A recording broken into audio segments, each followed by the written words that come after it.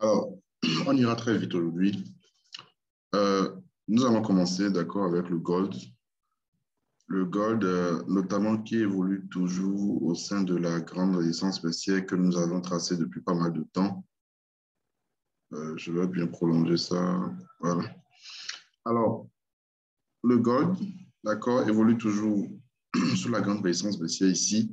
Mais n'oubliez pas que la tendance de fond, comme on l'a toujours dit, cette tendance, elle est haussière. D'accord, cette tendance, elle est haussière. C'est ça qui est ici en délit.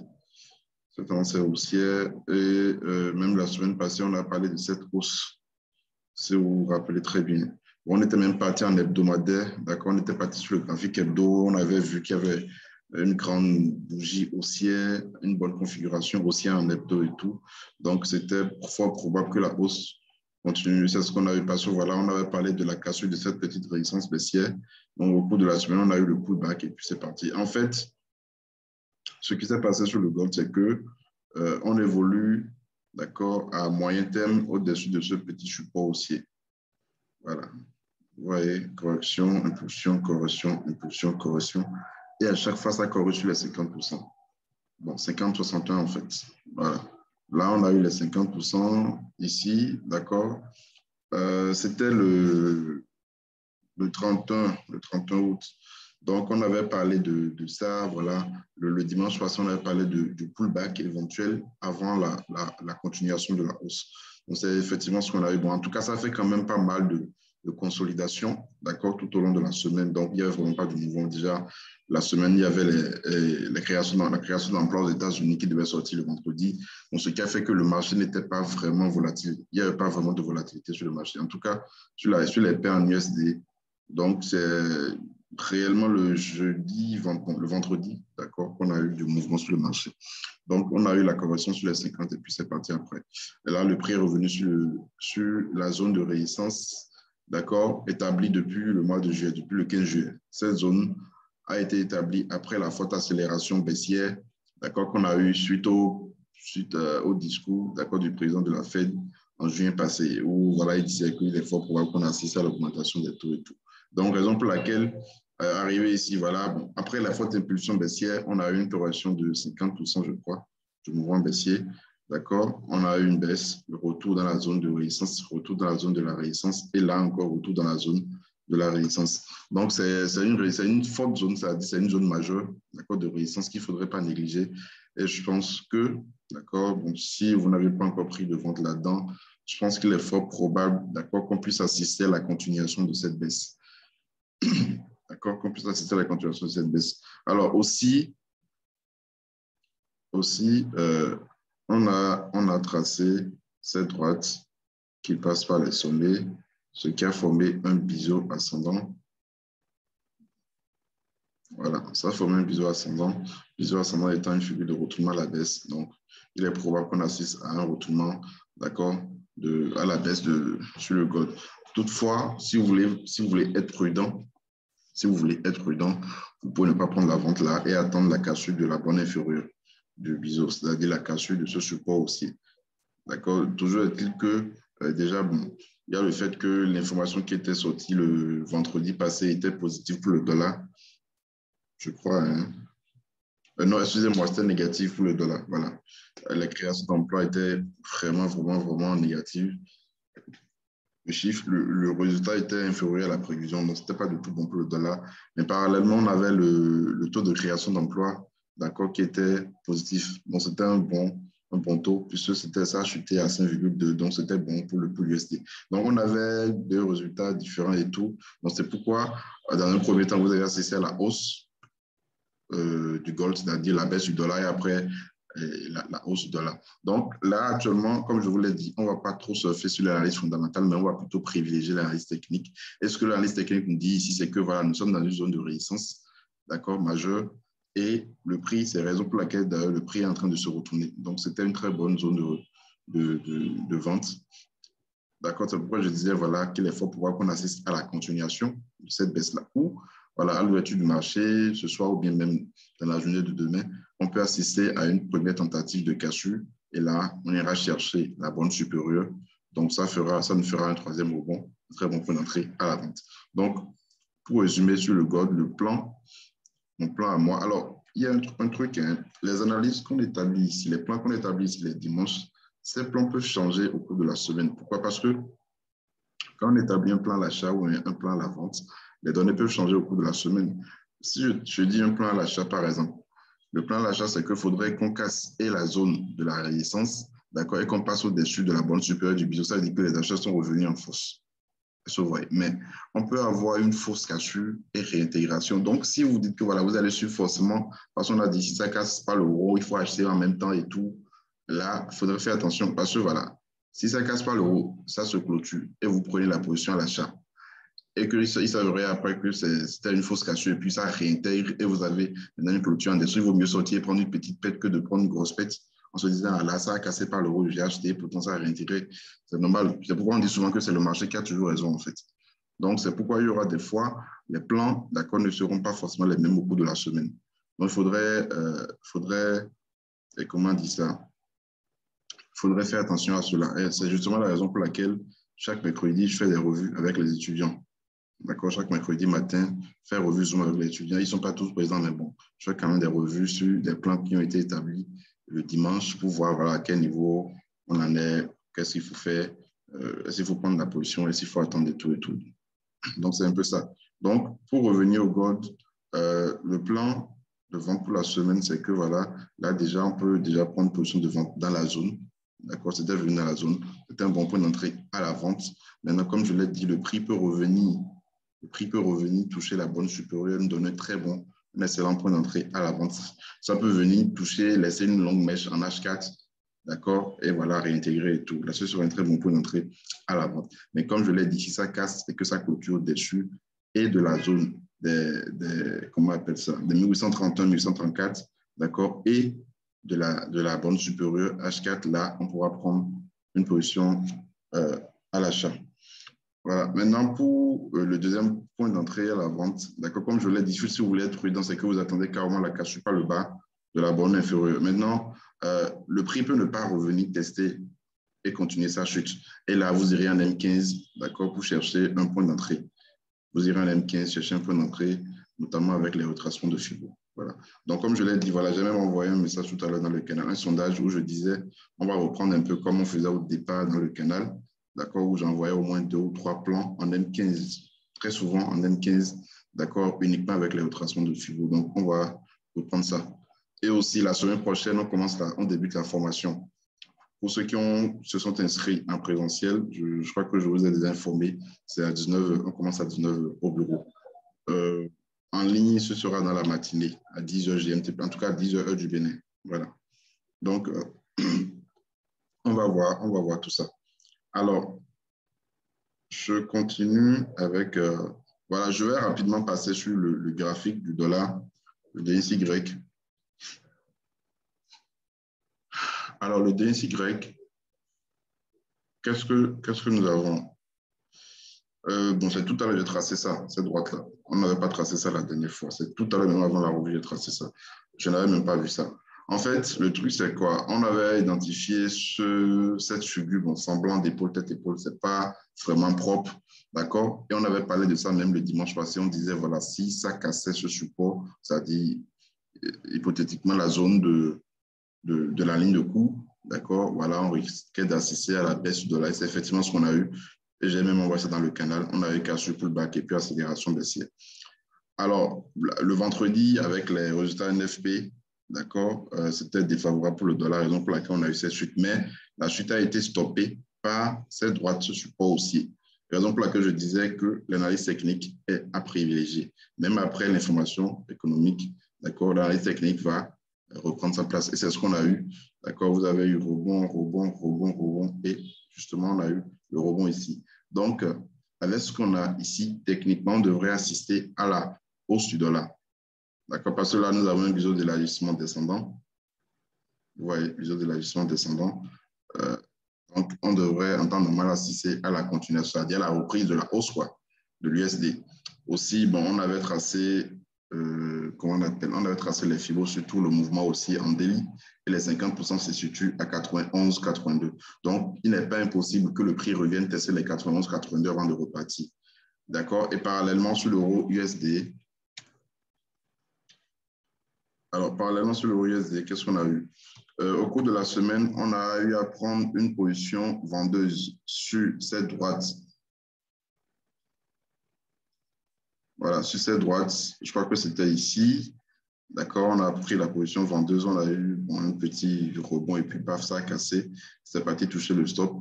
Je ne pourrais pas donner un stop assez large parce que voilà, prenez la position ici, 1,18, 1,1846, un stop légèrement à 1,19, 1,19, 15. D'accord, c'est beaucoup. Donc, tout le monde ne peut pas prendre ça. Raison pour laquelle, souvent, les positions envoyées, d'accord, pour du moyen terme, c'est avec de petits, comment dire, de petits risques. D'accord, de petits risques. Donc, c'était logique. Sinon, si on devait normalement mettre le stop loss, généralement, c'est-à-dire le plus haut précédent, c'est ici. Par rapport à la prise de position ici, le plus haut précédent, d'accord, c'est cette zone-là. Donc, il fallait mettre le stop légèrement au-dessus. Et ce n'est pas pour rien qu'arrivé ici, le prix s'est retourné malgré les NFP du vendredi. Donc, la droite, là, j'enlève ça déjà. Tout à l'heure aussi, j'ai tracé cette droite. D'accord, on a eu une cassure, une possible réintégration. Mais la zone, en fait, ce qui a repoussé le prix, c'est cette zone-là. D'accord, c'est la zone des 1,19, un niveau symbolique. Donc, ici, ici également, si on doit se fier à ce qu'on a eu sur le DXY, d'accord, on peut prendre une vente là-dessus. On peut prendre une vente sur l'euro USD. Je prends, voilà. C'est vrai que ça aurait été mieux si on était encore dans la zone là. Ce serait vraiment un très bon point d'entrée. D'accord? Mais là, actuellement, bon, c'est pas encore trop le risque. Ça nous fait, disons, un truc de 40 pips. D'accord? Pour venir chercher en bas ici. Bon, il ne faut pas être gourmand aussi. Donc, disons d'abord le plus bas qu'on a eu à former. Donc, ça nous fait un truc de 200 et quelques pips. Ça peut prendre toute la semaine, comme ça peut se faire en quelques jours. Donc, si on doit se référer, d'accord, à ce qu'on a eu sur le DXY et ce qu'on a actuellement ici, dans cette zone de résistance, la 1,19, d'accord, on peut déjà chercher à prendre une vente sur l'euro-dollar. Alors, le plan, ça c'est le plan à la vente. Le plan à l'achat serait qu'on ait une cassure en H4.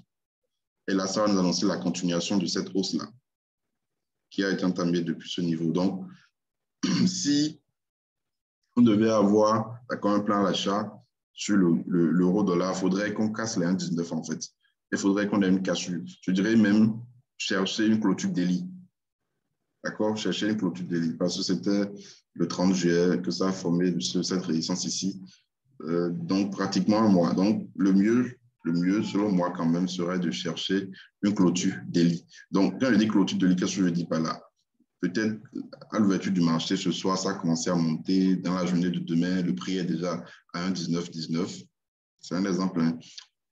On a la clôture déjà à 10 heures, H4 à 1,1919, mais rien ne nous dit que à la clôture daily le soir, d'accord, à 22 heures, GMT plus 1, on aura toujours cette clôture au-dessus des 1,19. Donc, quand je dis clôture daily, je dis plutôt la clôture de la bougie demain soir. D'accord, de la bougie du lundi en fait.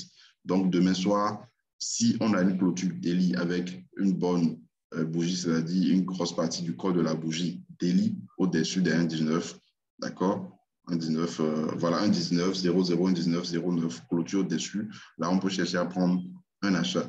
Et tant qu'on sera en dessous, je serai plutôt vendeur sur l'euro-dollar. Bon, je n'ai pas regardé le calendrier, je ne sais pas si c'est d'informations importantes demain ou bien en tout cas dans la semaine, mais il faudrait aussi en tenir compte. Donc, c'est ce que je peux dire, d'accord, en tenant compte de l'analyse technique sur l'euro-dollar et de ce qu'on a également sur le DXY. En tout cas, actuellement, les paires en USD sont sur des niveaux clés, d'accord, nous sommes sur des niveaux clés actuellement, notamment sur NZD-USD. NZD-USD, le vendredi passé, un ami m'avait parlé de... Non, je n'ai parlé de ça à un ami de Metz. Donc, qu'est-ce qu'on a sur le NZD-USD?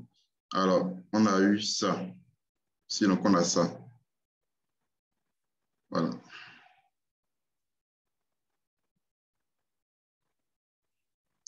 Donc, on a rebond, probable rebond, bon, sinon rebond en cours, d'accord, en H4, sur la résistance baissière que vous avez ici. Donc, ça fait impulsion, correction, d'accord? Probable impulsion. Et là, c'est un petit risque qu'on peut prendre pour un très bon, c'est-à-dire on a un très bon ratio en prenant, d'accord, en prenant ce trade.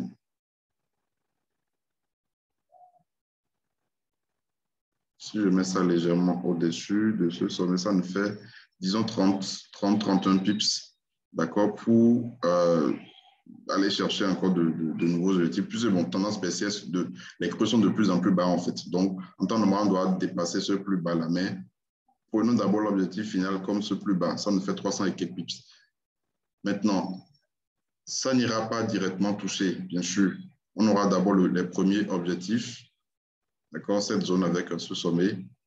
On aura cette zone ici, d'accord. On aura cette zone ici avec ce niveau. Je ne vais pas trop perdre de temps là-dessus. Et on aura également ce niveau-là. Donc, on aura en tout cas quand même pas mal de phases avant d'aller chercher l'objectif final. Donc, je crois que c'est un bon setup qu'on peut privilégier. D'accord? En fait, des setups comme ça, soit ça passe ou ça casse, en fait. D'accord? Un peu comme ce qu'on a eu ici. Soit ça passe ou ça casse. Soit ça continue la tendance baissière ou ça casse. Et puis voilà, on a une cassure. Et on va considérer ça comme un drapeau, en fait.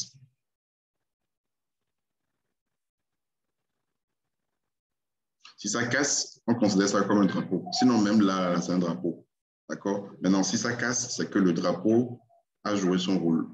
Parce que voilà, vous avez une tendance haussière, ça fait un drapeau, c'est-à-dire ça fait une pause avant de continuer la hausse.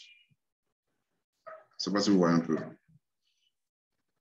Vous pouvez mettre Chivo sur USD pour le niveau de retournement à la hausse, s'il vous plaît. Je n'ai pas compris. Mettre les FIBO sur USD voir le niveau de retournement à la hausse. Le niveau de retournement à la hausse, mais à la baisse. Monsieur Kamel, on a déjà fait l'euro-dollar. En fait, pour Monsieur Fatou, je crois, hein, les FIBO, d'accord, c'est notre outil d'analyse privilégié. Effectivement, on les utilise pour voir les niveaux de retournement pour la continuation d'une tendance. Donc, d'accord, ce plan est à privilégier.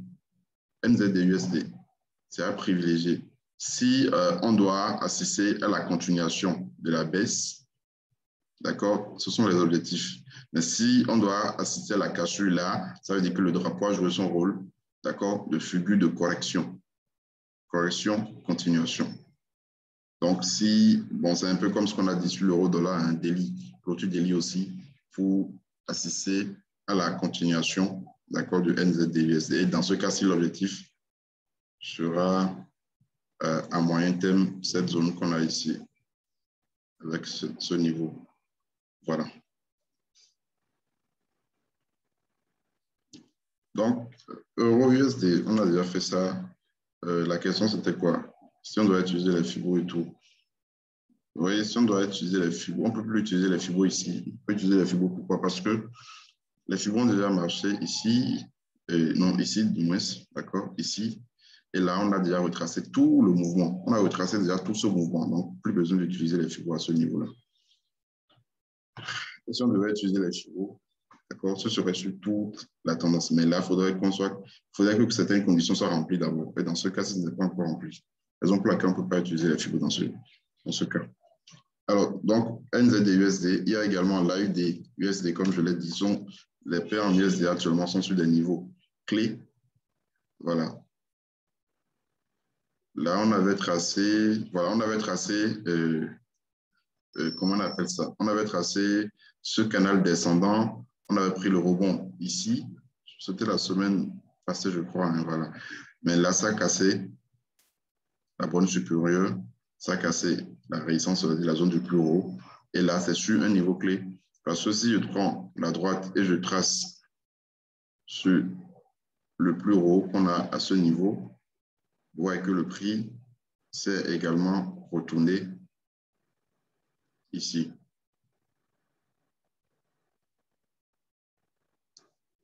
Voilà. Donc, c'est presque le même scénario que sur NZD, USD en fait. Donc, vous voyez, mais le truc, c'est qu'il ne faudrait pas tout mettre sur les paires de l'antipode, c'est-à-dire la UDNZD. Si vous vendez AUDUSD, vous vendez NZD-USD, c'est un peu comme si vous faites la même chose en fait. Si vous gagnez sur l'un, vous gagnez sur l'autre. Si vous payez sur l'un, vous payez sur l'autre. Donc, il faudrait voir ce côté-là aussi, le risque que vous prenez. D'accord? Il ne faut pas tout mettre sur le même panier, dans le même panier du moins. Donc, voilà, là aussi, plus besoin forcément de le dire. Hein. D'accord, rebond en cours sur NZD-USD et AUD-USD du moins. C'est un peu comme ce qu'on a sur l'NZD-USD. Voilà. Donc, presque le même scénario en fait. Alors, quelqu'un a demandé USD4, quelqu'un avait demandé aussi AUD-NZD. Donc, c'est une prix que j'ai analysé il y a très longtemps.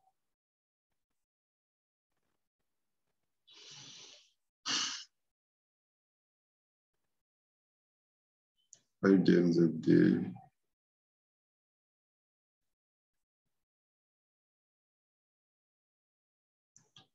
OK.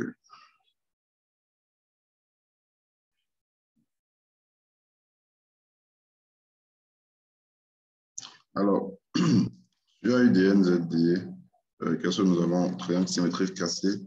On a un premier niveau qui a été touché ici.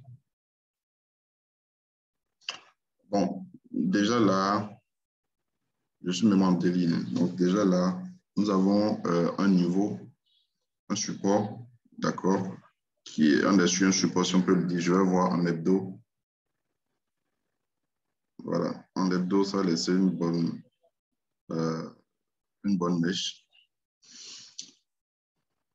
Donc, je crois qu'on est sur un bon niveau pour entrer à l'achat, d'accord? Puisque si on considère ce support, le prix est reparti, là aussi, on peut chercher à prendre un achat maintenant et mettre le stop légèrement sur la mèche. Maintenant, je vais venir en H1 pour voir.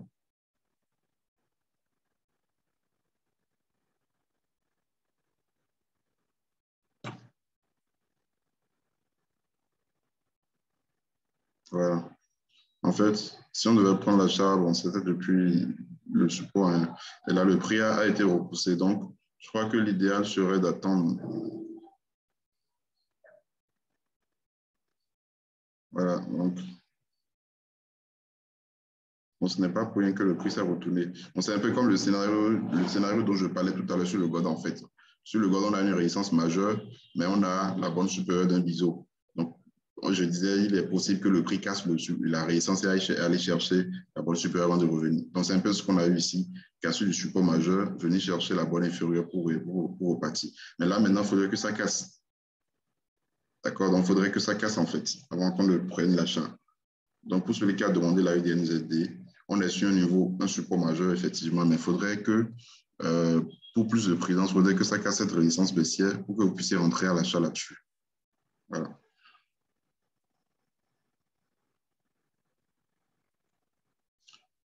Donc, pour l'USD-CAD, alors pour l'USD-CAD, le plan qu'on avait établi n'a pas marché. Le plan, c'était quoi? La semaine passée, c'était l'achat dans la zone. Bon, c'est vrai que c'est parti, ça a pris quelques pips, 50 pips environ. Et puis, bon, comme je vous l'ai dit au cours de la semaine, on n'a pas réellement eu de mouvement. On a fait du surplace et c'est avec, comment on appelle ça? C'est avec les chiffres de création d'emplois aux États-Unis qu'on a eu, d'accord, du mouvement, d'accord, le vendredi. Alors, le NZD-USD, là, actuellement, je vais venir en daily.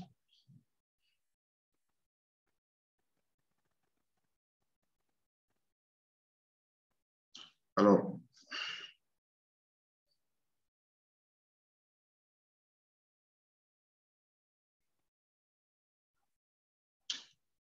nous sommes en train d'assister probablement à la formation d'un double top, d'accord? Si on considère ce sommet d'un double top avec retour probable sur les 1,2420.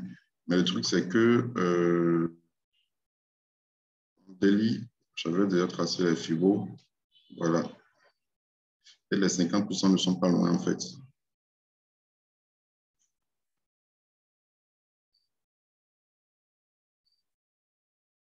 Voilà, les 50% ne sont pas trop loin. Donc, je me dis avec la hausse du dollar, la hausse probable, d'accord, probable du dollar, on peut revenir sur les 50 avant de repartir. Je vais revenir en H4. Je vais enlever les conneries. Voilà, je disais tantôt que genre, on peut revenir effectivement sur les 50, c'est-à-dire un 24,14 avant de repartir. En fait, le truc, c'est que là, on est en plein milieu de nulle part ici. Donc, je ne peux pas vraiment dire si on va acheter ici, on va vendre. Non. Je préfère attendre le prix, d'accord? Si je dois chercher à prendre un achat, je préfère attendre le prix plutôt sur les 24,14, d'accord, pour prendre un achat avec un bail limite sur les 1,24,20. Donc, si le prix vient, disons carrément un bail limite sur 24,14 et un 24,20 en fait. Voilà. Donc, c'est un peu ça. Si ça casse le 1,24,20, ça va confirmer la formation de tout top pour l'USD-CAD.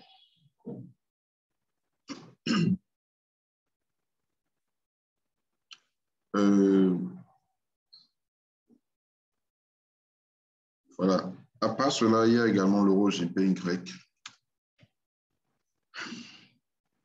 Bon, l'euro GPY, je ne sais pas si vous vous en souvenez, on avait parlé de cette droite, de cette figure, du moins, et on se disait, voilà, que ça, si ça me donnait un très bon, si ça me donnait un rebond ici, ce serait un très bon point d'entrée pour la hausse. Mais malheureusement, le prix s'est arrêté ici et est reparti. Et on a même assisté à la cassure, d'accord, pour le back ici. En fait, en M15, on a eu de très bons points, d'accord, sur l'euro GPY. De très bons points à l'achat en M15, d'accord, tout au long de cette hausse ici. On a eu correction 50%, correction 50%, correction 50%. Et là, même actuellement, on a eu une correction, mais ça n'a pas tout à fait touché les 50%. Donc, c'est ça que je surveillais avant la fermeture du marché. On s'est arrivé à quelque part. Donc, j'avais placé un buy limit. J'avais placé, voilà, un buy limit. Voilà, j'avais placé un buy limit. Mais ça n'a pas touché. Donc, j'ai donc pris l'achat sur le rebond du support haussier. C'est parti un peu. Bon, là, c'est en train de revenir. Donc, le buy limit sur les 50 et les 61 sont toujours actifs. Voilà.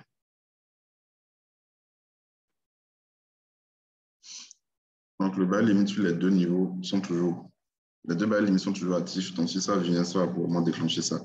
Donc, ça faisait partie des plans que je prévoyais pour la semaine prochaine et en M15, en fait. Maintenant, excusez-moi, maintenant, le truc aussi, c'est quoi? C'est que, voilà, nous sommes en train d'assister, et le prix est venu du moins dans une zone importante. Je crois que c'est en H4. Voilà, donc ça doit être ça. Hein. Voilà, donc nous sommes venus sur une résistance importante. Donc, il faudrait aussi faire attention parce que, voilà, en fait, le FIBO, ça marche très bien au sein d'une tendance. Mais quand vous arrivez à un certain niveau, vous avez bien profité de ça à un certain niveau, il faudrait faire attention. Il faudrait diminuer le risque parce que le truc, c'est que on est arrivé sur une zone de résistance. D'accord? Et là, ça fait. Bon, en H4, on ne peut pas voir ça. Mais quand ça forme en M15, voilà, ça fait un truc, voilà, ça corrigé un peu, puis c'est reparti, ça n'a pas pu casser, et ça réintègre, c'est un peu comme si ça nous annonçait, d'accord, un retournement en fait. Raison pour laquelle, même si, voilà, là même, à supposer que vous n'avez pas encore pris la position, donc le bail limite que vous devez placer sur les 50-61, le stop ne doit pas être loin, parce que déjà, on est déjà sous le support haussier. Vous voyez, on est déjà sous le support haussier. Je vais faire apparaître le support en M15.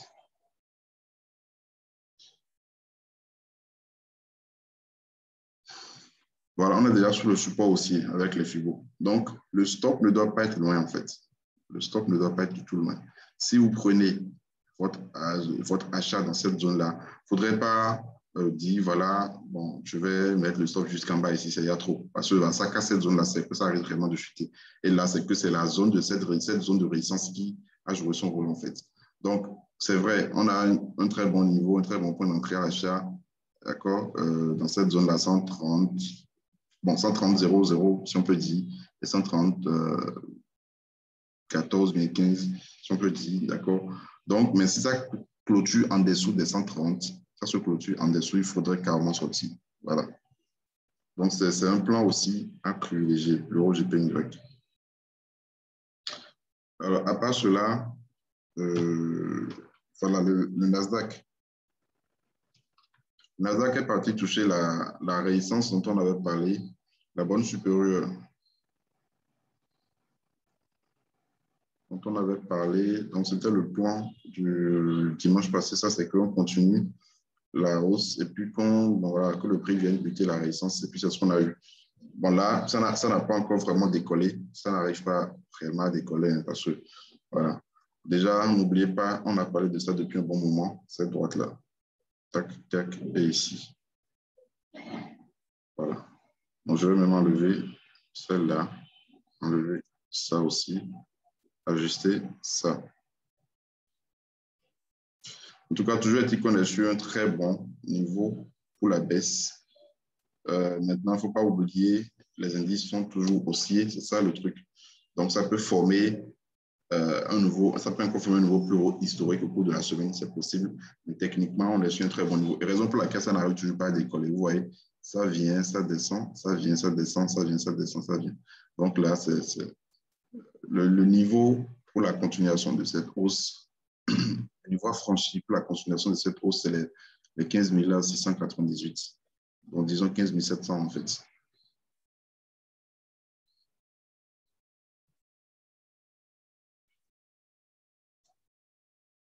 15 700.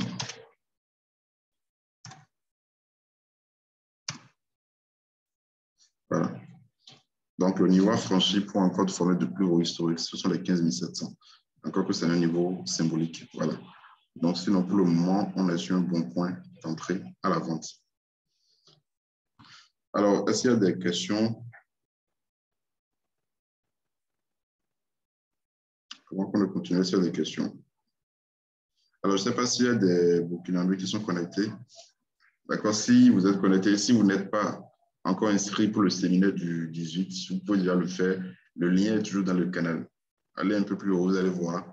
On envoie le lien. La participation elle est gratuite. Il faudrait vous inscrire pour recevoir la carte d'invitation.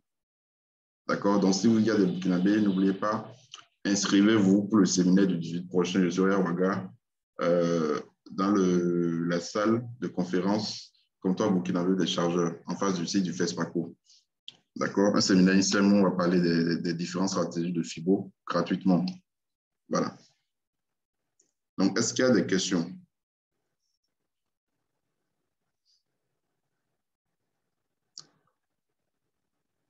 Pour récapituler, les plans, d'accord, l'AUDUSD, le Gold, NZDUSD, quoi déjà? Voilà, on a fait AUDNZD aussi. Voilà, je voulais aussi parler de GBP. Bon, c'est presque la même chose, GBP et tout, c'est presque la même chose. Donc, GBP, on avait parlé de ça, on attendait la cassure de ce drapeau ascendant, ça n'a pas cassé, mais le prix est quand même parti se retourner sur cette résistance. D'accord? Sur cette résistance ici. Donc, je me dis, voilà, bon, peut-être on aurait dû prendre la vente ici, ou je garde mon support aussi, et puis j'attends que ça casse pour entrer à la vente. Voilà. Pour le moment, quoi, sur le GBP USD. L'USD, JPY, pour le moment, toujours le triangle symétrique dont on avait parlé au cours de la semaine. On a eu la cassure, mais on a ce petit support aussi qui est en train de repousser ça. Donc, si on doit assister à la baisse, il faudrait qu'on casse les 109,58. C'est-à-dire le petit support, le support qu'on a à ce niveau-là. Il faudrait qu'on casse ce support-là pour aller chercher les 109,18, 109,06. Bon, maintenant, là où on est actuellement, attendez. Si je dois suivre la hausse du dollar, donc je vais prendre un achat en temps normal avec un petit risque légèrement en dessous des 109,58. Voilà. Donc, sinon, ici aussi, les fibres ont bien marché. D'accord? Ça a bien marché, mais c'est ici que ça a cassé et tout. Voilà. L'USDCHF, pareil. consolidation au sein de ce triangle descendant. D'accord? Triangle descendant, là, il n'y a rien à faire. Consolidation. Achat en bas, vente en haut, achat en bas, vente en haut. Il faudrait que ça casse par le bas pour qu'on aille chercher ce niveau, mais que ça casse par le haut pour la continuation. Donc, pour le moment, pas grand-chose sur l'USD-CHF. À part ça, bon, je crois que c'est bon. Hein. Bon, c'est ce que j'avais prévu, en fait. Je ne sais pas si vous avez d'autres paires.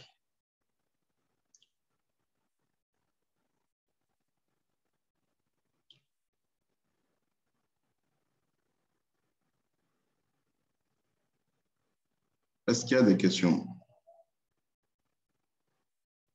Okay. Bon, j'ai déjà fait l'euro JPY.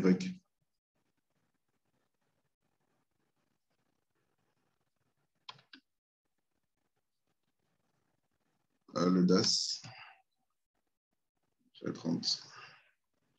Le DAS, j'ai analysé il y a très longtemps. Bon, on a un support aussi, je vais voir, H4.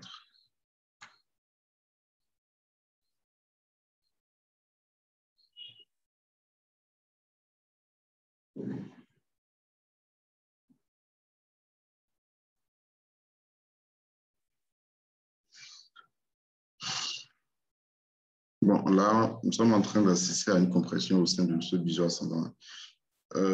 Sans mentir, le DAS, franchement, je ne suis pas, depuis un bon moment, vous voyez, ça fait trop de surplace.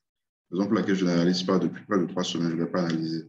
Donc, si vous devez prendre le DAS, l'achat, c'est que c'est mieux de surveiller les bonnes, quoi. L'achat ou bien cassure sur rebond. Achat sur rebond, bien vente sur cassure, en fait. Donc, c'est un peu ça. On a déjà fait l'euro GPY. On vous allez revoir ça dans la revue. Là, on n'a plus trop de temps. Bon, c'est un peu... Je crois que on est passé quand même sur les paix majeures. Hein. Je rappelle pour la formation de demain. D'accord? Ça commence à 19h. Vous avez toujours la possibilité de vous inscrire. Pour ceux qui sont à l'étranger également, c'est toujours possible de s'inscrire. Vous pouvez directement écrire sur Telegram. Voilà. Donc, on va s'arrêter là pour